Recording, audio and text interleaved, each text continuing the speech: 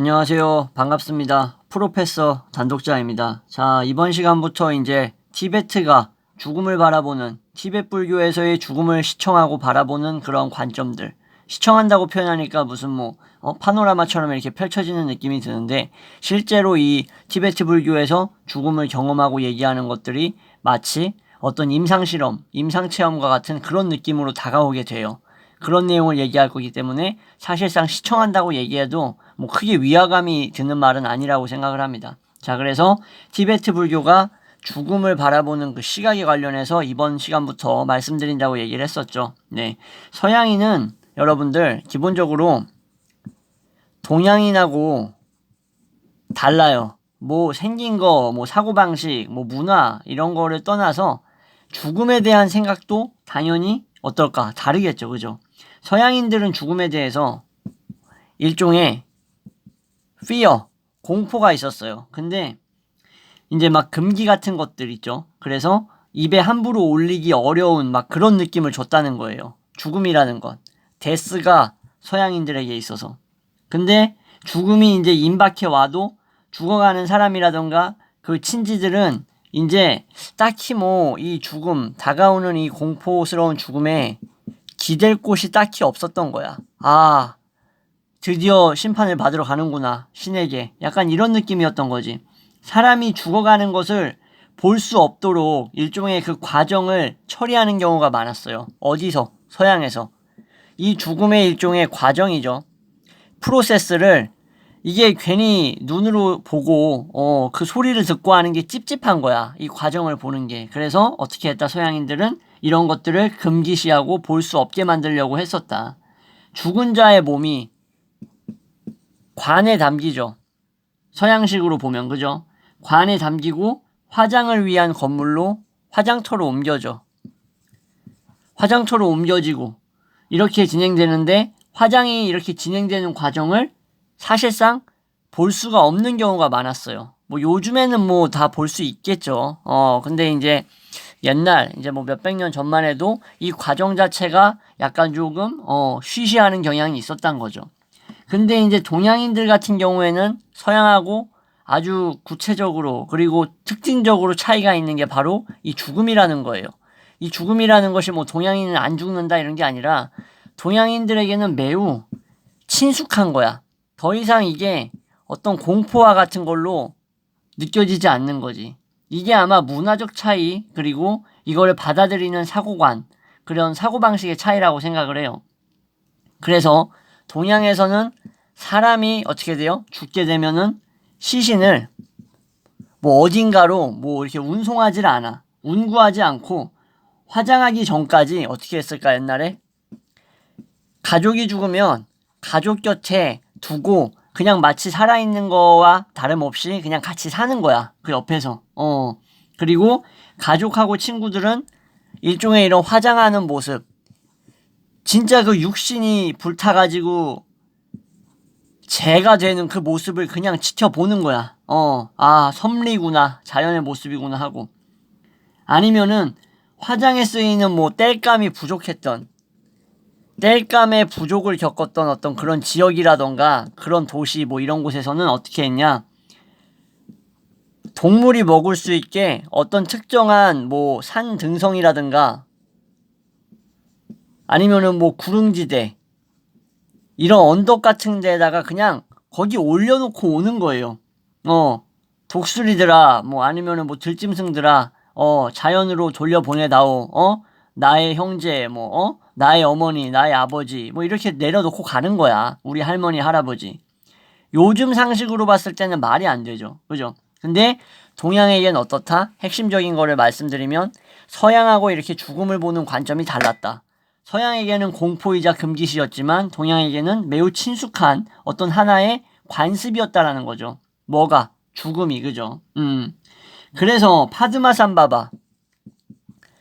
파드마산바바의 경우에는 이제 왕궁을 떠난 다음에 여러분들 그리고 이제 묘지에 집을 마련했다라고 해요. 죽을 때가 이제 다가왔을 때 자기가 이제 느끼잖아 사람이. 그러면은 이제 나는 이제 어차피 죽을 텐데 쉽게 묻힐 수 있게 묘지 근처로 이사 가자 해가지고 여기로 아예 그냥 집을 마련한 거예요. 편리하게. 그래서 묘지나 왕궁이나 사실상 파드마 삼바바 입장에선 뭐예요? 크게 다를 게 없어. 유사해. 유사한 거야. 그리고 이 묘지 근처에서 이사 가가지고 즐겁게 생활을 했어요. 이렇게 함으로써 파드마 삼바바는 뭘 누릴 수 있었을까? 어떤 효과를 맛볼 수 있었을까? 죽음에 대한 바로 공포감을 덜어낼 수 있었겠죠. 그죠? 이렇게 하면서 떨쳐버릴 수 있었던 거야.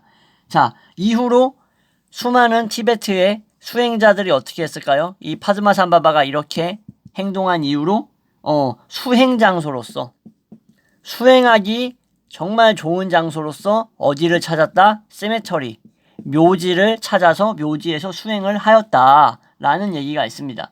자, 그래서 오늘날까지도 불교의 의식용구들 있죠. 의식용구가 뭐예요? 의식을 행할 때 사용하는 도구들이 있잖아. 옛날에 말하면은 뭐 이런 거겠죠. 뭐 단군신화 시대, 그 이전 시대, 뭐 제사장들이 사용했던 청동기 그런 것들, 청동 제사 도구들 이런 것들 생각해 보시면 돼요. 유사하게 불교 의식에 사용하는 이러한 용구들은 어떻게 됐을까? 인간의 뼈로 만들어지는 경우가 많았던 거예요. 그래서 왜 그랬냐면 당연히 두려움 없이 fearless 공포 없이 뭘 대해야 된다? 데스를 대하기 위해서 죽음을 두려움 없이 대하기 위해서는 자아에 대한 집착을 버려야 한다라는 사고방식이 있었고 뼈로 만듦으로써 불교 의식 용구들을 나는 언제든지 사라질 수 있는 존재다. 일종의 메멘토 모리가 되는 거지. 죽음을 기억하는 거야 한마디로. 서양식으로 따지면. 자, 죽음에 대한 두려움이라는 것은 뭐가 두려운 거예요 여러분들? 죽음이 두렵다. 제가 이거 옛날까지는 아니고 한 몇 달 전인가 설문조사 했죠. 커뮤니티에. 뭐 죽고 늙고 병드는 게 두렵냐라는 식으로 얘기했었는데 예전에도 언급했던 것 같은데 그 죽음 그러면은 그런 설문조사에서 죽음이 두렵다라고 말씀하신 분들에게 있어서 죽음이 두려운 이유가 뭐겠어? 궁극적으로는 뭐 여러 가지 이유가 있겠지. 근데 궁극적으로는 뭐예요? 존재의 끝이 두려운 거잖아. 그죠? 죽음의 뭐 과정을 여러분들이 디테일하게 예상하고 있고 예측하고 있어서 그대로 될 게 확실하기 때문에 그 과정을 맞닥뜨려야 하는 사실이 두려운 거야? 그건 아니잖아. 죽음의 근원적인 원초적인 공포는 어디서 오는 거예요?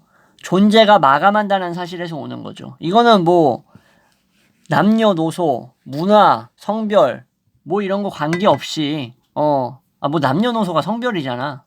문화나 아니면은 뭐 경제적 수준 이런 거 관련 없이 다 동일한 어떤 근원적인 불안이겠죠. 그죠? 지극히 어떻게 보면은 정상적인 우리의 일상생활에서 우리가 지금 하고 있는 활동, 단독자가 촬영하고 있는 강의 영상들, 여러분들이 배고플 때 밥을 먹는 거, 바람을 쐬고 싶을 때 여행을 가는 거, 바다를 가는 거, 산에 오르는 거, 뭐 이런 것들. 아니면은 뭐 심심할 때 도서관 가가지고 책을 읽거나 하는 이런 일상 활동들 있죠. 아니면은 뭐 커피숍 가가지고 친한 사람들하고 뭐 담소를 나눈다던가 이런 것들이 어떻게 된다는 거야. 죽음에 의해서 끝나버리는 거 아니에요. 그죠? 끝나버리고 뭐가 시작돼? 송장으로 남아있는 내 자신. 그죠? 그리고 나서 우리는 환생을 과연 하는가 하지 않는가에 대해서 이러한 것에 대한 일종의 개인마다 가지고 있는 개인차적인 믿음 이런 것들과는 전혀 상관없이 우리는 뭐에 대한 두려움을 느끼고 있어요? 비연속성, 지속되지 않는 나의 존재에 대해 느끼는 두려움. 이거는 아까 말씀드렸다시피 근본적인 불안이라는 거야. 어느 인간에게나 다 똑같다는 거죠. 습관적으로 반복되던 우리의 행동, 일상 행동이 더 이상 지속될 수 없다라는 거, 이루어질 수 없다라는 것이 암울한 사실인 거죠. 자, 이런 환생 얘기가 나와서 말인데 종교에서 불교도 마찬가지고 환생 얘기를 안 할 수가 없어요. 안 할 수가 없다. 환생사상, 즉 모든 생명체는 어떻게 돼요? 계속해서 다시 태어난다라는 거. 다시 벌스한다라는 이러한 것들이죠. 이러한 사상은 사실상 동양 사상의 뭐예요? 근본에 자리 잡고 있다. 근원점이라고 볼 수 있는 거죠. 초기 기독교에도 사실 근데 초기 기독교 여기에도 사실상 자리 잡고 있긴 했어요. 자리가 있었어. 이런 어떤 사상? 윤회적인 사상들이. 근데 서기 553년쯤에 환생을 믿는 종파가 어떻게 돼요? 이단으로 취급돼 버려. 기독교 공의회에서, 그죠? 그리고 박해를 받는데 그래도 여전히 이 환생 사상이 동양만의 산물은 아니었다라는 거. 서구 문명과 그 사상에 계속 영향을 줬다라는 거예요. 이거를 지금 제가 티베트 불교에서 사자에서 말씀드리기 전에 얘기하는 이유는 죽음이라는 현상을 바라보는 데 있어서 남녀노소 동양 서양 뭐 이런 거 뭐 경제적 수준 이런 거 차원을 뛰어넘는 어떤 근본적인 원리와 원칙과 불안이 존재한다라는 거. 그걸 말씀드리려고 이렇게 구구절절히 말씀드리는 거예요. 일종의 밑바탕을 까는 거야. 스케치, 대생을 하는 거죠. 여러분들 이미 다 눈치채셨을 거예요. 자, 그래서 불교 신자들 같은 경우에는 당연히 환생을 믿는다고 여러분들은 생각할 수도 있겠죠. 불교 신자면 환생을 믿지 않겠어? 카르마가 있으니까. 근데 여러분들 사실 꼭 그렇지만은 않습니다.